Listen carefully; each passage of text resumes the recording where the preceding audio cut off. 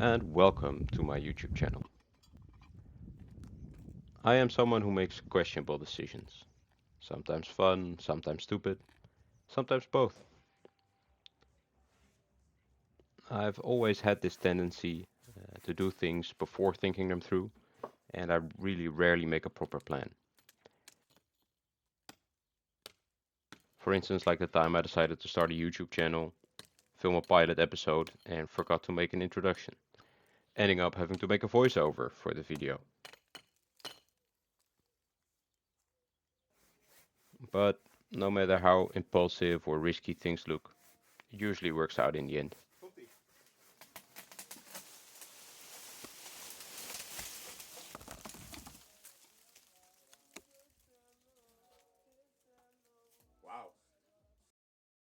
My best not so well thought through decision so far has been to buy this, an abandoned house in rural France. In this video, I'll walk you through the place that I've spent all my savings on. The front door takes you directly into the kitchen that, I suppose not really a kitchen because it only has a stove and a sink, but it is the only room in the house with a proper floor. In the back of the kitchen there's a door that takes you into a creepy dark hallway that takes you into a weird room with a sewing machine and a chimney pipe and some newspaper on the floor. Behind this weird dark room there's the living room that I think was last used as a bedroom because there's a bed in there. There's also these two big closets that I think are quite rotten. To keep the place cozy there's this small little wood stove and lovely wallpaper with some roses on it. The living room nonetheless has a very creepy feel, mostly because of the water damage on the ceiling, but also because of all the spiders' nests all around. Heading back towards the kitchen, you can see that the plastering unfortunately isn't what it used to be either. Um, it's coming loose quite easily. Anyway, in the kitchen we also find the stairs that takes us up to the only actual bedroom in the house.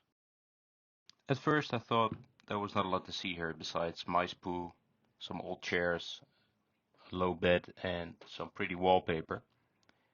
But upon filming I noticed in the back something strange. On what I thought was a normal wall, I suddenly saw a couple of hinges and some sort of a lock. So there was a door over there. Behind this door I discovered an additional space. Um, it's like a sort of a walk-in closet. I don't think it was used that way, but there was another wardrobe closet there, a very nice green one. And also this was the space that the bats were living in, apparently. As you can see, there's a lot of excrements everywhere, and there's also some bats hanging by the ceiling. I find bats really creepy because they seem to move very unpredictably, so I closed the door and I left the space for what it was. The last thing worth mentioning about the bedroom is the fact that the ceiling is very low. It's very easy for me to check how many flies the lamp has caught. Back downstairs we pass through the last door in the kitchen, which takes us into the barn. The barn is the space that really made me go crazy about this house. Just a vast space, the beautiful French doors that are big enough to fit a tractor in there, the wooden structure that's completely exposed. However, it was only until I got to the back of the barn that I completely lost my mind. There was an antique lathe, a huge bandsaw, several engines. The guy that used to live here, he was a wheelwright, so he used to make wagons out of wood. And he left a lot of his tools there, which really fascinated me. In fact, I was so fascinated by all the tools laying around that I didn't really take the time to have a good look at the wooden structure of the building. So it was only until I had actually bought it that I had a moment to have a good look at the beams and assess the state they're in. Anyway, crawling up a ladder, you'll find the attic of the barn, which has a very shaggy floor, a lot of hay and some old stuff 5 or 6 boxes filled with old clothes and rags, a big pile of newspapers, a couple of wagon wheels in the back, something I think is a bed, and as I discovered later on, a crib with some very interesting content, but I'll talk about that more later. This was the first part of the house.